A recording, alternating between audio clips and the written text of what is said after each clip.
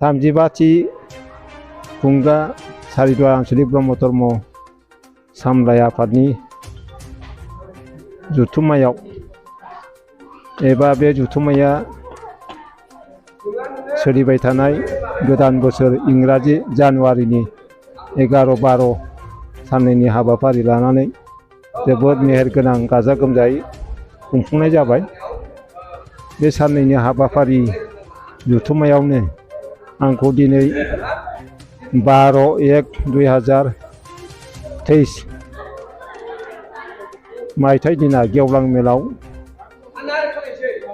आंनि देहाफाथि आरो बैसोखौ लानानै दिनै सारिदुवार आन्चलिक ब्रह्म धर्म प्रसार संसद आरो सामलाय आफाद, लाइमोन आफाद, आइजो आफाद मोनब्रै आफादजों दिनै आंखौ मान बिलाइ बावबाय। बे मान बिलाइ बावनायखौ आङो गोसो गोथारै आजावना लानाय जाबाय।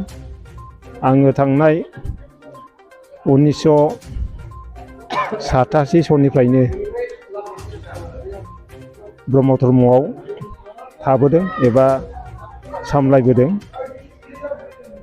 1987 आव आङो ब्रह्म धर्मआव हाबनानै 1988 सननि 1-2 मार्च दानाव आन्चलिकनि मोनसे जुथुम्मा जनायाव बेयाव आन्चलिक आफादखौ दानाय जादोंमोन। बे आन्चलिक आफादखौ सामलायनो थाखाय, दैदेननो थाखाय जोंहा रुंसारि जालांनाय मुरसि रत्नेस्वर ब्रह्म बाबाखौ आफादगिरि, गाहाय आफादगिरि सायख'नानै आंखौ गाहाय नेहाथारि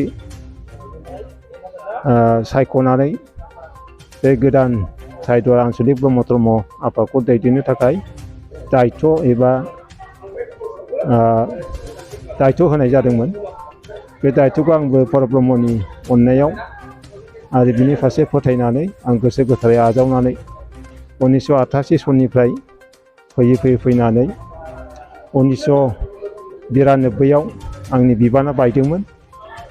आंनि बिबान बायनायनि उनाव गाहाय दुलाराय ब्रह्म धर्म प्रसार संसद आफादनि गाहाय प्रसारक मुरसि जगेश्वर ब्रह्म आफाया आंखौ सारिदुवार आन्चलिक ब्रह्म धर्म आफादनि प्रसारक हिसाबै सायख'नानै गालांदोंमोन एबा आङो सायख'जादोंमोन।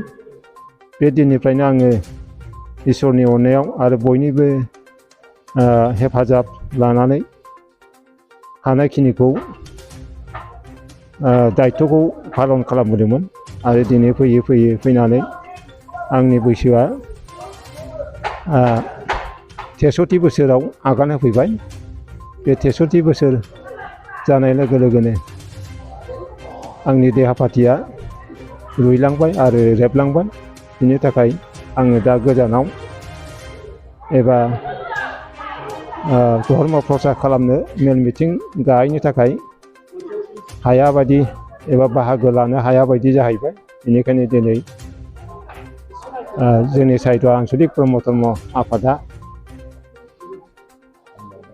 मान बिलाइ आंनो गथायबाय। आं बेखौ गोसो गोथारै आजावनानै लानाय जाबाय।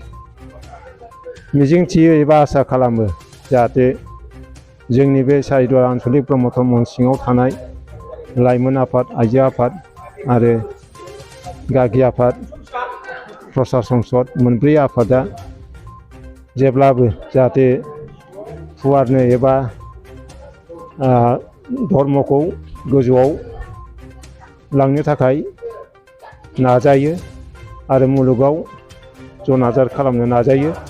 बेखौनो आङो मिजिंथिबाय जाहाथे आंनिख्रुइ माने गोरों गोरा जानानै आयदामिक गियान, बेबहारिक आरो पारमार्थिक आयदामिक गियानखौ लाब खालामनानै जाहाथे बे ब्रह्म धर्मखौ गुवार आरो गोजौ जेरावबो जेरैबो जौगाहोनो नाजायो आरो नाजाथों होननानै आङो मिजिंथिबाय जे साफ्रोमबो सैथोखौ सिबिनाया, सैथोखौ मानिनाया गोनां आरो बयबो गासै हौवा हिन्जाव आइ आफामोना माबा मोनसे जिखुनु उत्सव पार्बन आरो तिथिफ्राव आंनिनो कर्तब्य आंनिनो गोनां होननानै गाजा गोमजायै बाहागो लानानै मावफुंनांगौ एबा जाफुंहोनो नाजानांगौ।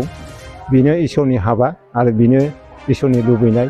दा आसा खालामो जाहाथे बयबो मोनफ्रोमबो हाबाफारियावनो बाहागो लानो नाजायो आरो हानायखिनिखौ दान बरङिनि होनो थाखायबो आङो गुरै खावलायनाय थाबाय। गोजोन्थों। ओम शान्ति ओम। जोंनि खुंगा 35थि बोसोरसालिया जथुमा जादों। 35थि बोसोरसालिया जथुमा जादोंमोन। बे जथुमाया मैया हरनि 11/1/2023 जादोंमोन। दिनै 12 थारिखसिम दिनै जोंहा फुंनिफ्रायनो अखण्ड जयग' लादों। दा जोंहा अखण्ड जयग'खौ मोनाबिलिनि 3 बाजियावसो फोजोबनाय जाबाय। दिनै सानसेनि गेजेराव गोबां हाबाफारि जोङो मावलांबाय आरो नांगौ बायदियै जोंनि ब्रह्म सिबियारिफ्रा लोब लोब फैद्रायनो हायाखैब्लाबो जोंनि जानाखि मावनांगौ हाबाफारि बे हाबाफारिखौ जों मावनो हादों होननानै साननाय जादों। मानोना जोंहा बे बोसोराव जोंनि गागि जोंनि बे सारिदुवार आन्सलिकखौ दैदेननानै गायसननानै गालांनाय प्रसारक बाबा अनसिं बाबाखौ जोङो आजोरोम होनाय जाबाय। बाबाया देहायारि उसुख जादोंमोन। बाबाया गावनि देहाया अबस्थाया थिग नङैनि जाहोनाव मन्दिराव फैनो हाला, जोंजों थाफानो हाला होननानै बुंबाय थानायाव जों बाबाखौ जोंनिफ्राय आजोरोम होनाय जाबाय। लोगोसेबाव बेजों लोगोसे सासेबाव जोंनि सिगांनिनो सनितपुर जिल्ला ब्रह्म धोरोमनि बारग'लांनाय आफादगिरि बे कन्ट्रल बाबाखौबो जोङो आफादनि गेजेरजों दिनै मान बावनानै आजोरोम लाहोनाय जाबाय। जोंनि साननाय बायदिब्ला जोंनि जानाखि हाबाफारिया मोनसेनि उनाव मोनसे जालांदों, जों बेखौ सानदों आरो फैबाय थानाय समाव जोङो मोजां हाबाखौनो मावलांनो सानदों। फैबाय थानाय समाव जानाखि मावनांगौ हाबा दं बेफोरखौ मोनसेनि उनाव मोनसे मावलांगोन बेखौ हास्थायनानै जों गोसोआव लानानै दङ आरो जोंनि खामानिया जाफुंलांगोन बेखौ हास्थायदों।